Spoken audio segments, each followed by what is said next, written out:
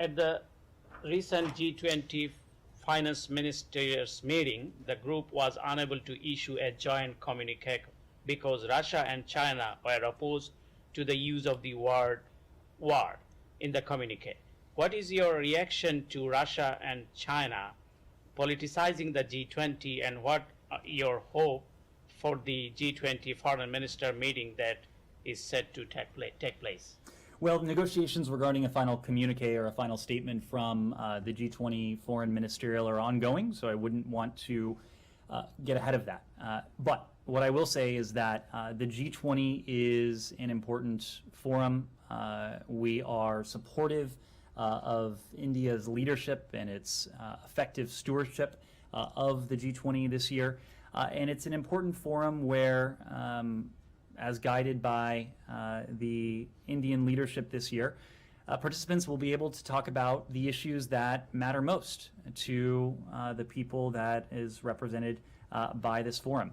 They'll have an opportunity to talk about food security, to talk about energy, health security, common challenges like fentanyl and narcotics that, of course, pose a challenge not only to people in this country, but to people around the world. The G20 is not principally a security forum, but the G20, as the leaders recognized in Bali under Indonesia's leadership last year, security issues do have implications for all of these issues that the G20 countries care about. And I think what we saw coming out of the G20 finance ministers meeting last weekend was a very clear manifestation that the G20 is determined to make progress, to address and confront these common challenges.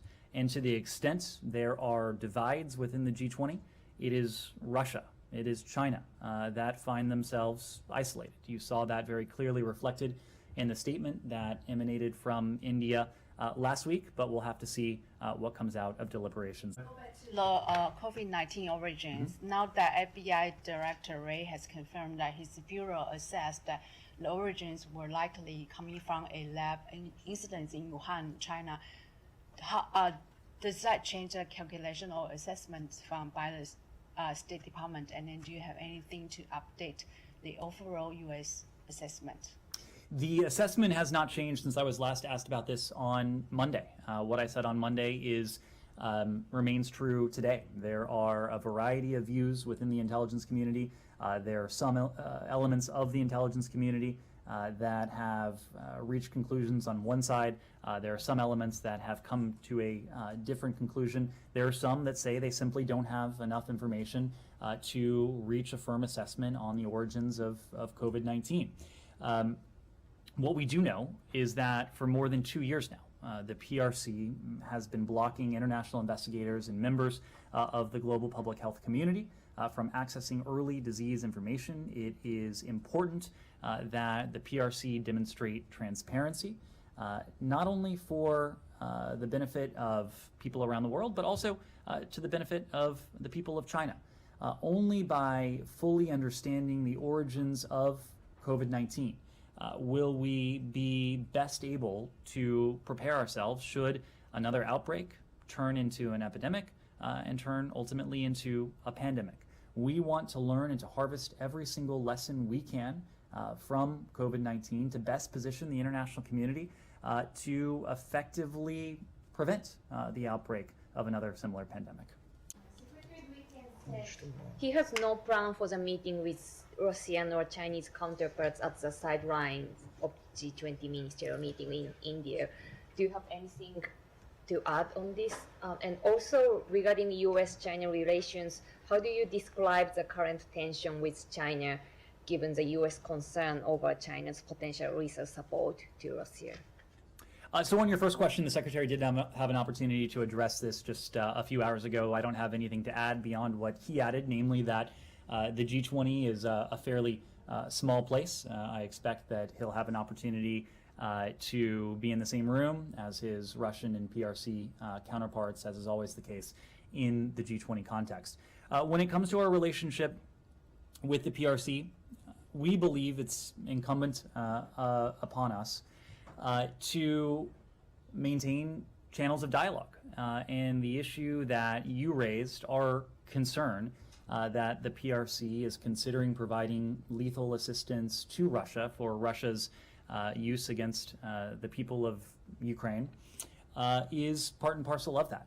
We've spoken of that publicly, but when Secretary Blinken met with Wang Yi in Munich, it was also a dominant feature of the conversation, knowing that we want to be clear, we want to be direct with our PRC counterparts, knowing that dialogue is an essential element as we seek to responsibly manage this relationship. Dialogue is a key ingredient as we seek to establish these guardrails so that the competition that dominates our bilateral relationship with the PRC doesn't and can't veer into conflict.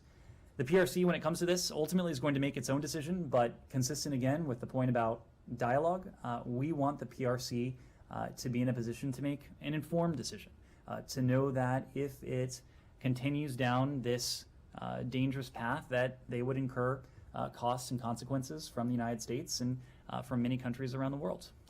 A question on China.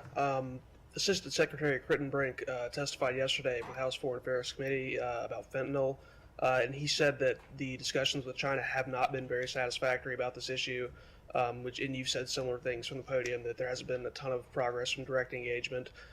He also referenced some concerns that China has about these discussions that are unfounded. So I was curious, can you speak to what those concerns might be? He didn't elaborate on them. And then also, if direct engagement is not yielding much progress on this issue, what is it exactly that you are going to do going forward to try to get some results? Dylan, this goes to the core of our approach to the PRC. It is competitive in most respects. There are some respects that are adversarial, that have the potential to be conflictual, where we want to establish those guardrails to see to it that competition doesn't veer into conflict.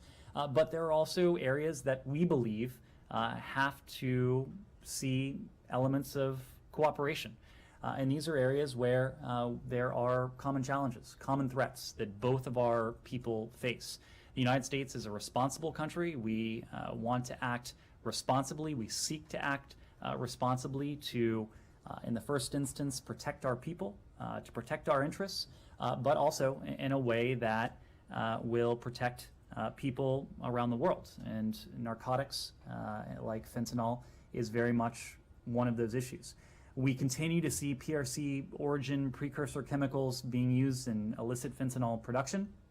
Through its, though its past action has helped to counter illicit synthetic drug flows, we do call on the PRC to take additional, meaningful, concrete action to curb the diversion of precursor chemicals and equipment used by criminals to manufacture fentanyl and other synthetic drugs. The rise in this precursor diversion and the growth in synthetic drug production is a global problem, and we're committed to working with the PRC to the extent we can to do what is in the interests, once again, of the American people, of the Chinese people, of people around the world.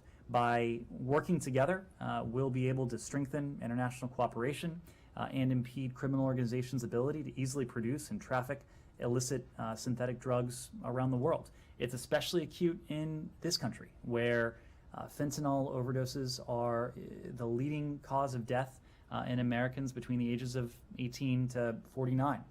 This is something that Secretary Blinken cares deeply about. He has instructed his team to do everything we can with countries near and far around the world, and we are determined to do what we can to work together with the PRC and what is indeed a shared challenge. Can you speak more at all to whatever these concerns are that are holding up these talks? Because, I mean, you guys have characterized it as in China's interest to help tackle this issue. Obviously, they're not prioritizing it the way that you would like them to. So can you speak to why that is at all? Dylan, I can only speak to our commitment to this, and we are committed to working with the PRC in those arenas where our interests align.